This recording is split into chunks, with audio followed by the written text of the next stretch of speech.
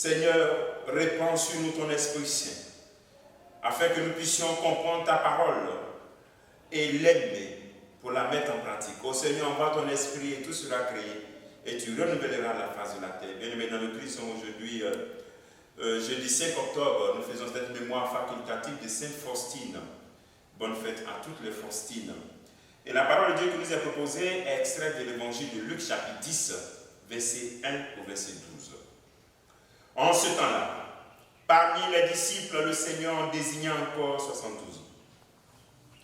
Il les envoya deux par deux en avant de lui, en toute ville et localité où lui-même allait se rendre.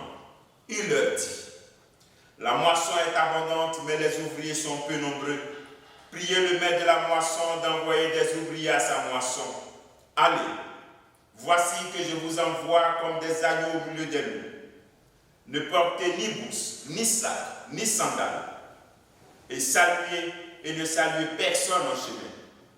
Mais dans toutes les villes, dans toute maison où vous entrerez, dites d'abord paix à cette maison. Et s'il y a là un ami de la paix, votre paix ira reposer sur lui. Sinon, elle reviendra sur vous. Restez dans cette maison, mangeant et buvant ce que l'on vous sert. Car l'ouvrier mérite son salaire. Ne passez pas de maison en maison.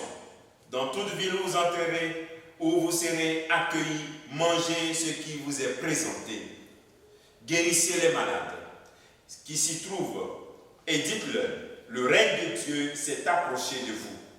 Mais dans toute ville où vous entrerez et où vous ne serez pas accueillis, allez sur les places et dites, même la poussière de votre ville collée à nos pieds, nous l'enlevons pour vous la laisser.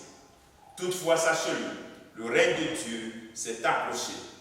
Je vous le déclare, au dernier jour, Sodome sera mieux traitée que cette ville.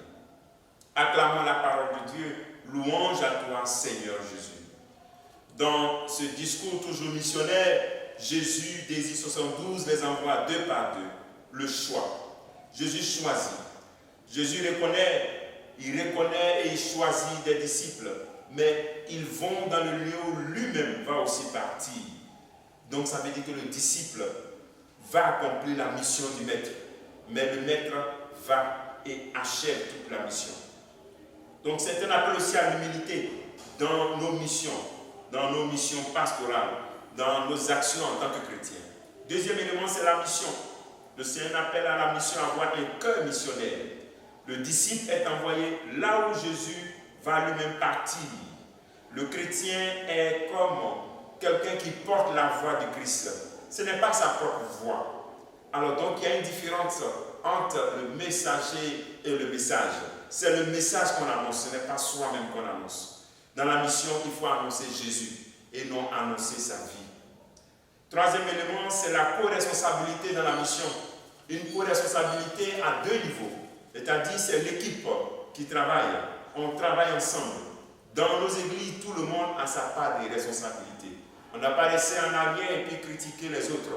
Les responsables du mouvement, critiquer le curé, critiquer les vicaires, critiquer les autres. Et puis nous, on regarde. Non. Tout le monde doit mettre sa main à la pâte. Parce que l'onction que tu as reçue dans ton baptême, c'est l'onction pour cette mission. Et cette co-responsabilité est liée aussi par ton inquiétude d'avoir des ouvriers. Au lieu de passer le temps à critiquer, passe le temps à prier. Prier pour que le Seigneur envoie encore des ouvriers. C'est l'appel de Christ. Prier pour que le Seigneur envoie des ouvriers à sa moisson. Et surtout pour fortifier ceux qui travaillent déjà. Et pour leur donner la persévérance. Parce que le diable attaque et cherche à déstabiliser tous ceux qui travaillent avec cœur à la mission de Dieu. Alors ils ont besoin de prière, ils n'ont pas besoin de critiques, les missionnaires.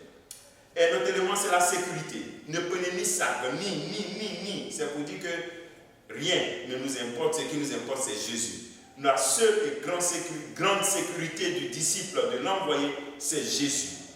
Alors, et c'est pour ça qu'il nous demande de ne pas perdre le temps en chemin. Souvent, on a l'impression qu'on a beaucoup de choses à faire. Et souvent, on perd le temps aussi dans les salutations. Ici, Jésus parle de la salutation parce que la salutation des Juifs était une salutation très longue. on salue, bonjour, comment tu vas? Comment va maman? Comment tu vas? Et le chien, et le cabri. Donc, c'était de longues salutations.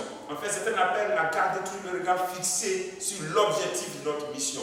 L'objectif de notre présence sur terre, annoncer Jésus-Christ. Et enfin, le contenu, c'est d'annoncer, donner la paix. Allez annoncer d'abord que la paix, le royaume de Dieu est là. Guérissez les malades, donnez-leur la paix de la guérison, donnez-leur la paix de savoir que Jésus est toujours proche d'eux. Réconforter, annoncer la proximité de Dieu.